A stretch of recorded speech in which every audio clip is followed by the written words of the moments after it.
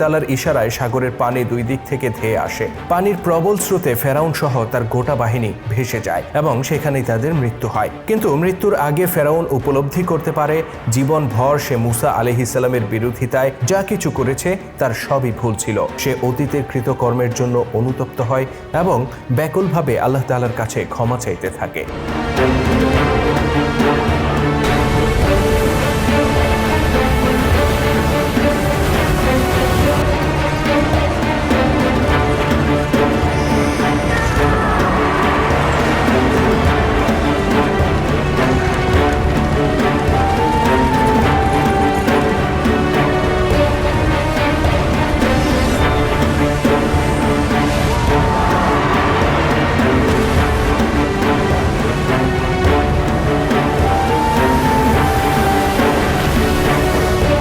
আমাদের স্মরণে রাখা উচিত আজকের দিনটির আগ পর্যন্ত ফেরাউনকে কতবার সুযোগ দিয়েছেন আল্লাহ তাআলা। মহান আল্লাহর ক্ষমতাকে উপলব্ধি করার জন্য বহু নিদর্শন তিনি তার সামনে তুলে ধরেছেন, কিন্তু সে ঈমান আনেনি। ফেরাউনের রাজদরবারে মুসা আলাইহিস সালাম নিজের লাঠি নিক্ষেপ করলে তা সাপে পরিণত হয়। মুসা আলাইহিস সালাম বললেন, এটা আল্লাহর মুজিজা। ফেরাউন তাকে কটাক্ষ করে বলে, এটা তোমার জাদু। ফেরাউনের দরবারে উপস্থিত সব জাদুকররা বিস্মিত হয়ে মুসা আলাইহিস সালামের উপর ঈমান আনে, কিন্তু ফেরাউন অবিশ্বাসী থেকে যায়। অতঃপর নীল নদে হাজার হাজার কুমির ছুটে এসে মিশরীয়দেরকে গিলতে শুরু করে। মশা, মাছি, ব্যাঙের উপদ্রব দেখা দেয়। মুসা আলাইহিস সালাম বলেন, তোমার রাজ্যে যা কিছু ঘটছে সবই আমার প্রভুর ইশারায়। তুমি আমার কওমের লোকদেরকে আমার সাথে মিশর ছেড়ে চলে যেতে দাও, নইলে এই বিপর্যয় থামবে না। ফেরাউন বলে, এসবই প্রাকৃতিক বিপর্যয়, এর সাথে তোমার কিংবা তোমার প্রভুর কোনো সম্পর্ক নেই। এভাবে সে অবাধ্যই রয়ে যায়। অতঃপর মহামারীতে গোটা মিশর ছেয়ে যায়। মানুষ দুরারোগ্য ব্যাধিতে আক্রান্ত হয়ে মরতে শুরু করে।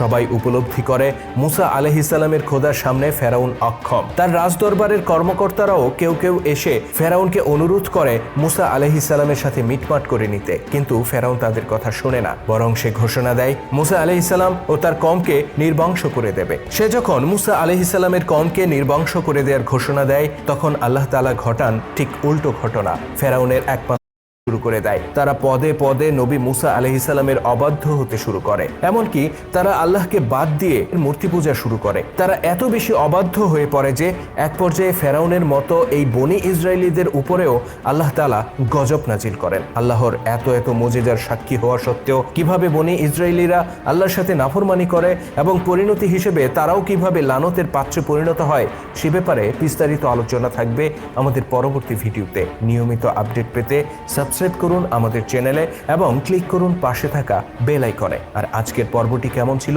কমেন্ট করে জানাতে ভুলবেন না।